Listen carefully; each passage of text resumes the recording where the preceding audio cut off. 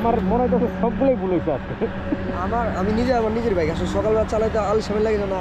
আমি যদি আগে স্টার্ট দিতাম আপনার আরো 10 টাকা বেশি আসতো, কারণ 10 মিনিট আপনি লেট করাইছেন না ভাই। এমনি ভাই এটার মধ্যে ভাড়া কম, তার মধ্যে কাস্টমার খুঁজে পাইতে যদি এত প্যারা নেওয়া লাগে। চলেন। আসসালামু আলাইকুম, hello happy people, welcome to another new video. আশা করি সবাই ভালো এবং সুস্থ আছেন। আলহামদুলিল্লাহ আমিও ভালো আছি। ভাই, যেদিনই আমি বাসা থেকে আসা লয়া বাইরই, ওই দিনই হাতে আরিকেন আর পিছে বাস লয়া ফেরত আহন লাগে। আজকে যেহেতু সপ্তাহের প্রথম কর্মদিবস, আশা করছিলাম ভরপুর যাত্রী পামু, দম ফালানোর টাইম পামু না।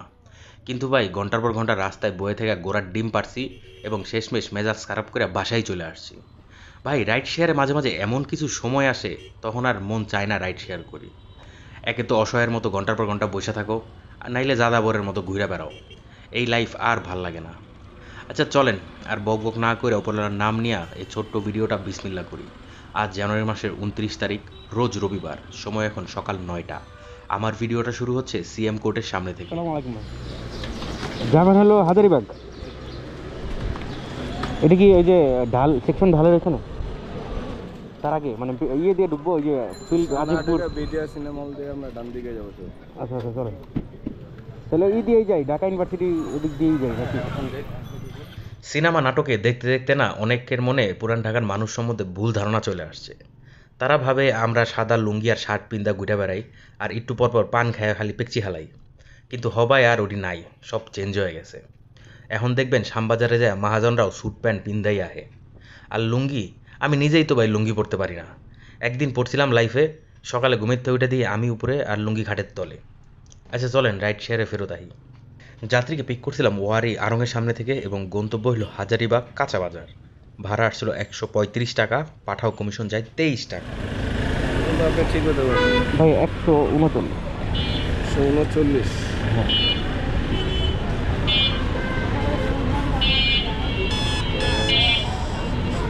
আবার গুলিস্তান যাইতে হবে এখন। হ্যাঁ, ট্রিপ হয়েছে বসে গুলিস্তান থেকে গুলিস্তানের ট্রিপ। এই যে এই জায়গা থেকে মোহাম্মদপুর রায়ের বাজার আছি আমরা না? রায়ের বাজার কাছাকাছি, আমরা হাজারিবাগ আছি। ওরে বাবা, তো অনেক দূরে এই লোকটা। ওনার একটু কষ্ট করে ক্যান্সেল করে দেন। ক্যান্সেল করলে পরে ট্রিপ আইতে চায় না। সব দিক দিয়ে তো বাটকান। উনি অনেকক্ষণ ধরে রিকোয়েস্ট দিতেছে, বুঝছেন, কেউ ওনার রিকোয়েস্ট অ্যাকসেপ্ট করতেছে না, এর লিগাই যাই। Thank you. ওকে ভাইয়া, থ্যাংক ইউ। পরের রিকোয়েস্টটা পাওয়ার পর যাত্রীকে ফোন দিছি, সে আমাকে বললো সরকুঞ্জ গেটের সামনে আসে, তাড়াতাড়ি আসেন। সরকুঞ্জ গেটের সামনে এসে তারা 5 বার ফোন দিছি, এখানে 10 মিনিট ধরে দাঁড়ায় আছি, যাত্রীর কোনো খোঁজ নাই।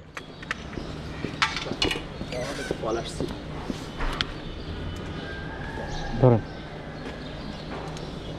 ঢাকা সাউথ। হ্যাঁ বুঝতে পারছি।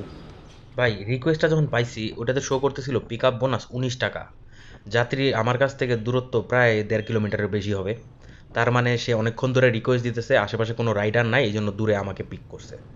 পরে গেলাম যাত্রীর কাছে, ওনাকে তো আগেই ফোন দিছি, উনি বলছিল গেটে আছে। ওইখানে যাওয়ার পর তারা 4-5 বার ফোন দিছি, প্রতিবারই খালি ওয়েটিং আর ওয়েটিং। উনি আর ধরে না। শেষমেশ ভাই রিকোয়েস্টটা ক্যান্সেল করে দিব, ওই সময় না পাইরা ভাবলাম আরেকটা ফোন দিই। 10 মিনিটের উপরে হয়ে গেছে। ফোন দিলাম, ওই সময় ধরলো, বলতেছে মিনিস্ট্রি থেকে ফোন আসছে অনেক গুরুত্বপূর্ণ, এই জন্য সে ফোন রিসিভ করতে পারে নাই। আমি তারে বললাম ভাই আপনি না বললেন গেটে আসেন, কই আপনি তো নাই। উনি বললেন তাইলে আপনি ভিতরে আসেন। পরে ভিতরে গেলাম, তার মিনিট 2 পরে সে নামলো। আজকে কিন্তু আমি সকাল সকালে বেরোইছি, লক্ষ্য ছিল পাঠাও যে বোনাসটা আছে 120 টাকা, ওইটা ধরবো। কিন্তু ভাই যাত্রীরা যে কাহিনী শুরু করছে, এতে আর আমাদের চলবে না। যাত্রীকে আমি পিক করছি রায়ের বাজার সরকুঞ্জ থেকে এবং গন্তব্য হলো ঢাকা সাউথ সিটি কর্পোরেশন। ভাড়া আসছিল 150 টাকা, পিক আপ বোনাস ছিল 20 টাকা, ডিসকাউন্ট ছিল 20 টাকা এবং পাঠাও কমিশন যায় 25 টাকা। নামার পরে সে আমাকে বলতেছে যে এত ভাড়া আসলো কিভাবে। নর্মালি ভাই যাত্রীদেরকে আমি বুঝাইয়া বলি পিক আপ বোনাসের সব কিছু, কিন্তু ভাই ওনার সাথে কথা বলার আমার কোনো ইচ্ছাই নাই। এমনি ভিআইপি লোক, মিনিস্ট্রি থেকে ফোন আহে। 154। হ্যাঁ 154। 100 এত হবে কেন? জানি না, এটাই তো আসছে। দেখাইছিল তো 134।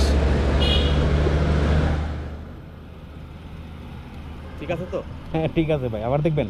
না না দরকার নেই, দেখেন দরকার নেই।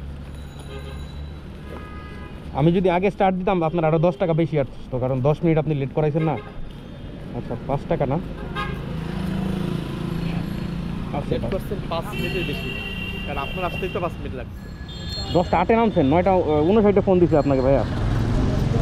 আমি তখনও স্টার্ট দিই নাই। ঠিক আছে, ওকে থ্যাংক ইউ।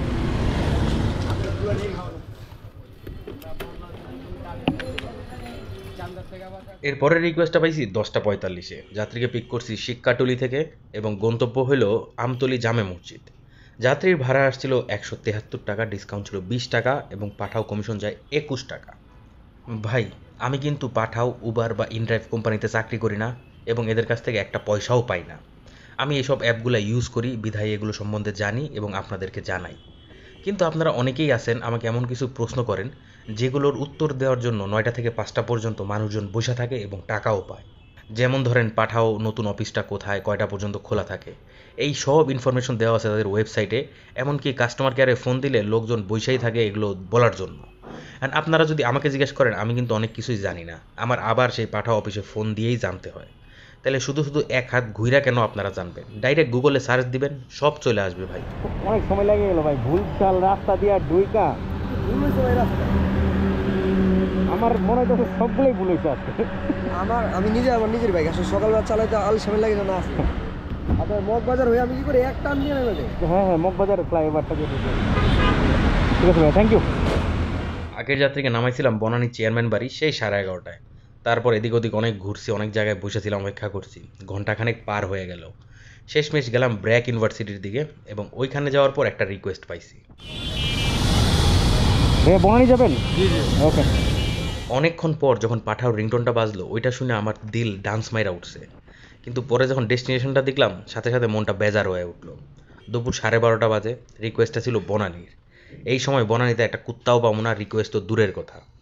যাত্রীর ভাড়া আসছিল 104 টাকা, ডিসকাউন্ট ছিল 22 টাকা, পাঠাও কমিশন যায় 13 টাকা। আপনি কি এখানে ফার্স্ট টাইম আসলেন নাকি এটা আপনার ইউনিভার্সিটি? আমি ফার্স্ট টাইম একটা কাজের জন্য আসলাম। আচ্ছা, আমার আপনার কাছে কি 4-6 টাকা 5 টাকা ভাঙতি আছে কিছু? 5 টাকা। হ্যাঁ, 5 টাকা থাকলে দেন, 20 টাকা দিচ্ছি।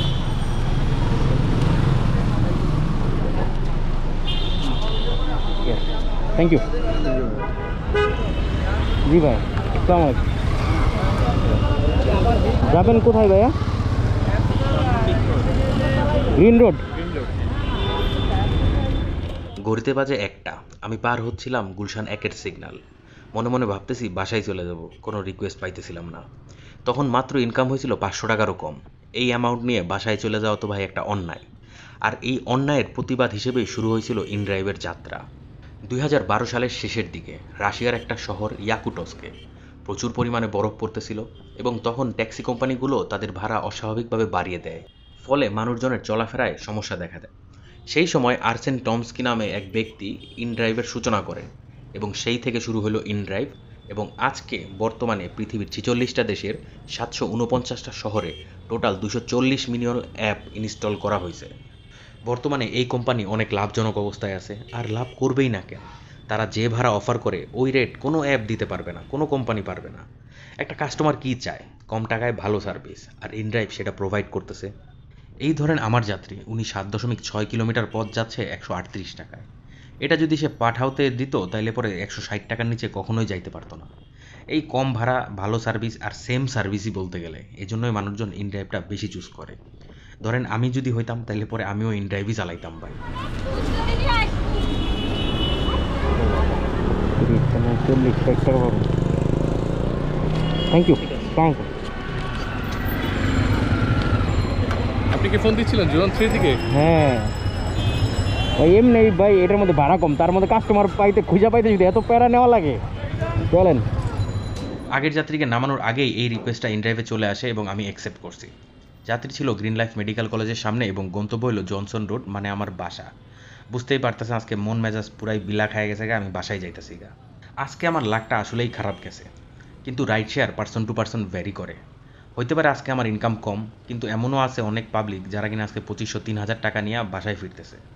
ভাই, মন খারাপ করার কোনো দরকার নাই। যারা নতুন আসতেছেন তারা ভয় পায়েন না, যতটা শ্রম দিবেন ততখানিই পাবেন।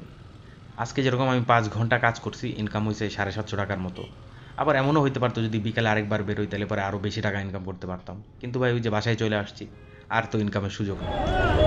5 টাকা তো ভাঙতি না। না, থ্যাংক ইউ। ওকে ভাই, ঠিক আছে, আল্লাহ হাফেজ। সব কিছু শেষ করে 2টার মধ্যে বাসায় ঢুকে গেছি। তাহলে চলেন হিসাবটা দেখে ফেলি। আজকে পাঠাতে আমার আসছে 500 টাকা এবং ইনড্রাইভে আসছে 220 টাকা। টোটাল দেখেন 5 ঘন্টায় 700 টাকা, অথচ নর্মাল দিলে কিন্তু 5 ঘন্টায় 1000 টাকার উপরে আসে। রিজিকের মালিক উপর আল্লাহ, উনি যতটুকু দিছে ওইটা নিয়েই আমি আজকে খুশি এবং বাসায় চলে যাচ্ছি। আরেকটা কথা, রাতের বেলা আমি বেরোইছিলাম, আমার একটা দাওয়াত ছিল উত্তরাতে, একাই গেছি। ডেস্টিনেশন সেট করছিলাম সেই আজমপুরে, একদম সে সদরঘাট থেকে বা উত্তরা পর্যন্ত একটা ট্রিপও পাই নাই। চিন্তা করেন আমার আজকের কি অবস্থা, লাকটা পুরাই ডাউন। যাই হোক, তাইলে প্রিয় ভাই ব্রাদার ও আপুরা, ভিডিওটা আজকে এখানেই শেষ করব। আর কাল দেখা হবে না, দেখা হবে আগামী পরশু। সবাই ভালো থাকবেন, সুস্থ থাকবেন। আর ভিডিওটা যদি ভালো লাগে তাহলে অবশ্যই লাইক করে দিবেন। নতুন যারা আছেন সাবস্ক্রাইব করতে ভুলবেন না। সবাইকে অসংখ্য অসংখ্য ধন্যবাদ এবং শুভরাত্রি।